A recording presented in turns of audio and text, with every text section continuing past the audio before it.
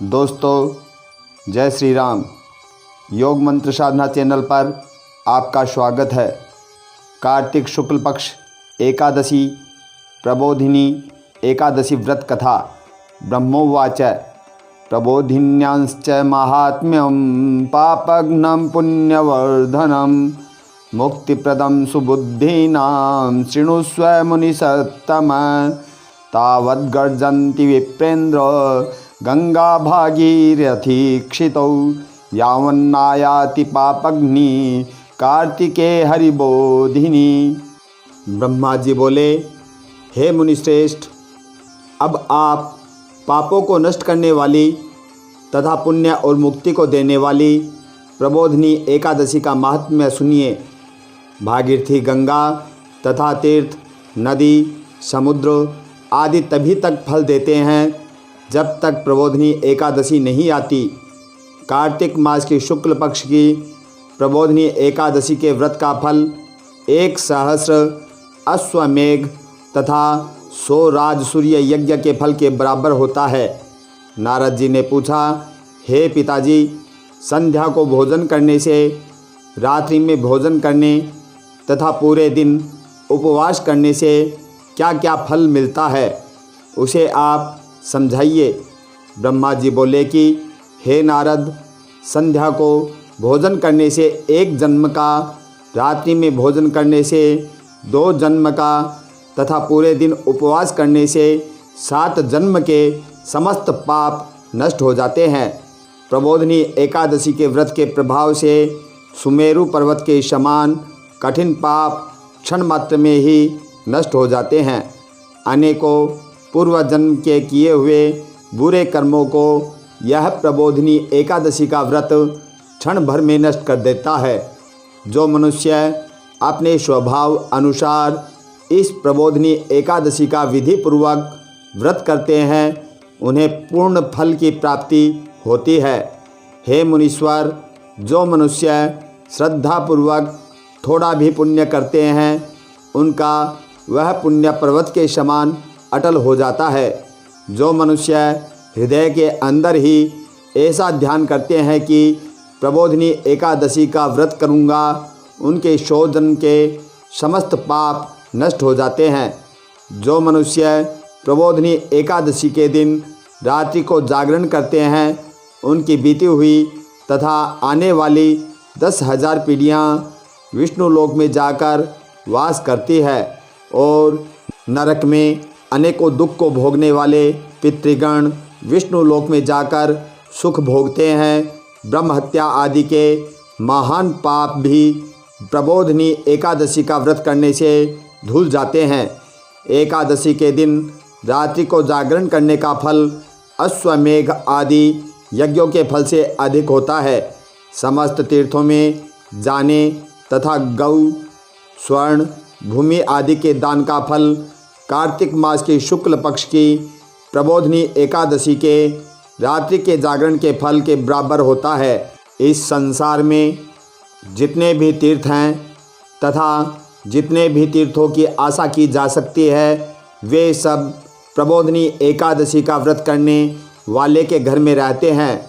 जो मनुष्य इस एकादशी के व्रत को करता है, वह योगी, तपस्वी तथा इंद्रियों को जीतने वाला होता है, क्योंकि यह एकादशी भगवान विष्णु को अत्यंत प्रिय है। इसके व्रत के प्रभाव से कायिक, वाचिक और मानसिक पाप नष्ट हो जाते हैं। इस एकादशी के दिन जो भगवान की प्राप्ति के लिए दान, तप, होम, यज्ञ आदि करते हैं, उन्हें अक्षय पुण्य मिलता है।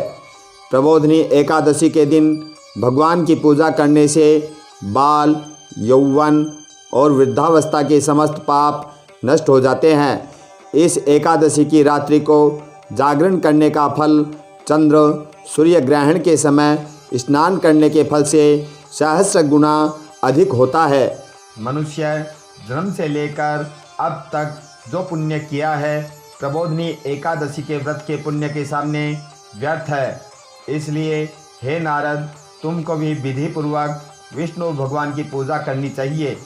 जो मनुष्य कार्तिक मास में धर्मपरायण होकर अन्य व्यक्तियों का अन्न नहीं खाते उन्हें चांद्रायण व्रत का फल मिलता है। कार्तिक मास में भगवान दान आदि से उतने प्रसन्न नहीं होते हैं जितने कि शास्त्रों की कथा सुनने से प्रसन्न होते हैं। कार्तिक मास में जो मनुष्य भगवान की कथा को थोड़ा बहुत पढ़ते या सुनते हैं उन्हें 100 गऊ के दान का पुण्य फल प्राप्त होता है। जो मनुष्य अपने कल्याण के लिए विष्णु भगवान की कथा सुनते हैं उन्हें 100 गऊ के दान का फल मिलता है। मनुष्य अपने कल्याण के लिए विष्णु भगवान की कथा सुनते हैं वे अपने कुटुंब का उद्धार करके 1 सहस्त्र गौ दान का फल प्राप्त करते हैं। जो मनुष्य प्रबोधनी एकादशी के दिन विष्णु की कथा सुनते हैं उन्हें 7 दीप के दान का पुण्य फल प्राप्त होता है। जो विष्णु की भक्तिपूर्वक कथा सुनते हैं और कथा बाँचने वाले ब्राह्मण की यथोचित पूजा करते हैं तथा उसे संतुष्ट करते हैं वे उत्तम लोक को जाते हैं। इस पर नारद जी बोले, हे ब्रह्मा जी, अब आप एकादशी के व्रत का विधान कहिए और कैसा व्रत करने से कौन सा पुण्य मिलता है वह भी समझाइए। ब्रह्मा जी बोले, हे नारद जी, इस एकादशी के दिन मनुष्य को ब्रह्म मुहूर्त में उठना चाहिए और नदी, तालाब, कुआं आदि का स्नान करके व्रत का नियम ग्रहण करना चाहिए और उस समय भगवान से विनय करनी चाहिए कि हे भगवान, आज मैं निराहार रहूँगा और दूसरे दिन भोजन करूँगा, इसलिए आप मेरी रक्षा करें। इस प्रकार विनय करके भगवान की पूजा करनी चाहिए। उस रात्रि को भगवान के समीप गीत, नृत्य, बाजे तथा कथा आदि से व्यतीत करनी चाहिए। प्रबोधनी एकादशी के दिन कृपणता को त्याग कर बहुत से पुष्प, फल, अगरबत्ती, धूप आदि से भगवान की आराधना करनी चाहिए। शंख के जल से भगवान को अर्घ्य देना चाहिए। इसका समस्त तीर्थदान आदि से करोड़ गुना फल अधिक होता है। जो मनुष्य पुष्प से भगवान की पूजा करते हैं उनके सामने इंद्र भी हाथ जोड़ता है। कार्तिक मास में जो बिल्व पत्र से भगवान की पूजा करते हैं उन्हें अंत में मुक्ति मिलती है। कार्तिक मास में जो मनुष्य तुलसी जी से भगवान की पूजा करता है उसके 10,000 जन्म के समस्त पाप नष्ट हो जाते हैं। जो मनुष्य इस मास में श्री तुलसी जी के दर्शन करते हैं या छूते हैं या ध्यान करते हैं या रोपण करते हैं अथवा सेवा करते हैं वे 1000 कोटि युग तक भगवान के घर में रहते हैं। समस्त मनोकामनाओं को पूरा करने वाले भगवान कदम्ब पुष्प को देखकर अत्यंत प्रसन्न होते हैं। यदि उनकी कदम के पुष्प से पूजा की जाए तो यमराज के दुखों को नहीं पाते हैं। जो गुलाब के पुष्प से भगवान की पूजा करते हैं उन्हें मुक्ति मिलती है। जो मनुष्य बकुल और अशोक के फूलों से भगवान की पूजा करते हैं वे अंतकाल तक शोक से रहित रहते हैं। जो मनुष्य विष्णु भगवान की सफ़ेद और लाल कनीर के फूलों से पूजा करते हैं उन पर भगवान अत्यंत प्रसन्न रहते हैं। जो मनुष्य विष्णु भगवान की ध्रुवा दल से पूजा करते हैं वे पूजा के फल से 100 गुना फल अधिक पाते हैं। जो भगवान की समीप पत्र से पूजा करते हैं वे भयानक यमराज के मार्ग को सफलता से पार कर जाते हैं। जो मनुष्य चंपक पुष्प से भगवान विष्णु की पूजा करते हैं वे आवागमन के चक्र से छूट जाते हैं। जो मनुष्य स्वर्ण का बना हुआ केत के पुष्प भगवान को चढ़ाते हैं उनके करोड़ों जन्म के पाप नष्ट हो जाते हैं। जो मनुष्य भगवान की पीले और लाल वर्ण कमल के सुगंधित फूलों से पूजा करते हैं उन्हें श्वेत द्वीप में स्थान मिलता है। इस प्रकार रात्रि में भगवान की पूजा करके प्रातः काल शुद्ध जल की नदी में स्नान करना चाहिए। स्नान करने के पश्चात भगवान की पूजा करनी चाहिए। इसके बाद इस व्रत की समाप्ति पर ब्राह्मणों को भोजन कराना चाहिए और दक्षिणा देकर मीठे वाक्यों द्वारा उनकी प्रशंसा करनी चाहिए। इसके उपरांत भोजन गौ और दक्षिणा से गुरु की पूजा करनी चाहिए और ब्राह्मणों को बहुत सी दक्षिणा देकर इस नियम को छोड़ना चाहिए। ब्राह्मणों को यथाशक्ति दक्षिणा देनी चाहिए।